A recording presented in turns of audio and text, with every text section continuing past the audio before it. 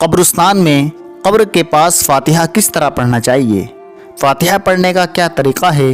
قبرستان میں قبر کے پاس کس طریقے سے کھڑا ہونا چاہیے؟ آج کی ویڈیو میں ان تمام مسائل پر ڈسکس کریں گے۔ السلام علیکم ورحمۃ اللہ وبرکاتہ۔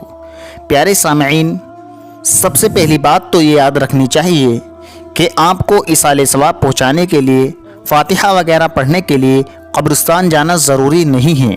آپ یہ کام گھر بیٹھے بھی کر سکتے ہیں، لیکن بہرحال حضور صلی اللہ علیہ وسلم سے قبرستان جانا ثابت ہے۔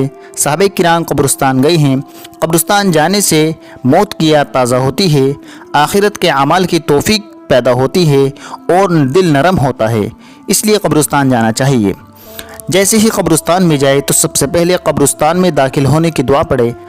السلام علیکم یا اہل القبور یغفر اللہ لنا ولکم وانتم سلفنا ونحن بالاسر۔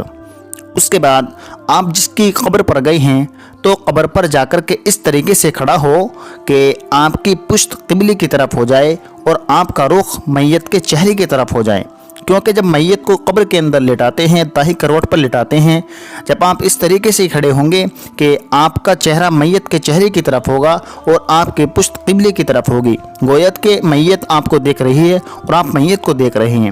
اس طریقے سے جو بھی آپ کے یاد ہو، چاروں قل، سورہ فاتحہ، یاسین وغیرہ، سورہ ملک، الغرض قرآن کریم کا جو بھی حصہ آپ کو یاد ہو، وہاں کھڑے ہو کر کے وہ پڑھے۔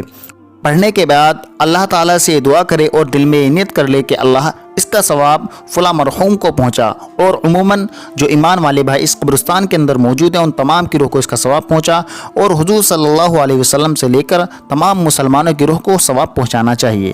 انشاءاللہ امید ہے کہ آپ کے پڑھنے کا ثواب تمام مردوں کو پہنچ جائے گا۔ یہ فاتحہ پڑھنے کا بالکل آسان طریقہ ہے۔ اس کے بعد نہایت ادب اور احترام کے ساتھ قبرستان سے تشریف لے آئے۔ امید ہے یہ معلومات آپ کو بہت پیاری لگی ہوں گی۔ اگر آپ کو یہ معلومات اچھی لگی ہیں تو ویڈیو کو لائک ضرور کیجیے، اور مزید اسلامک معلومات کے لیے ہمارے چینل کو سپورٹ کیجیے اور سبسکرائب کیجیے۔ شکریہ۔ السلام علیکم ورحمۃ اللہ وبرکاتہ۔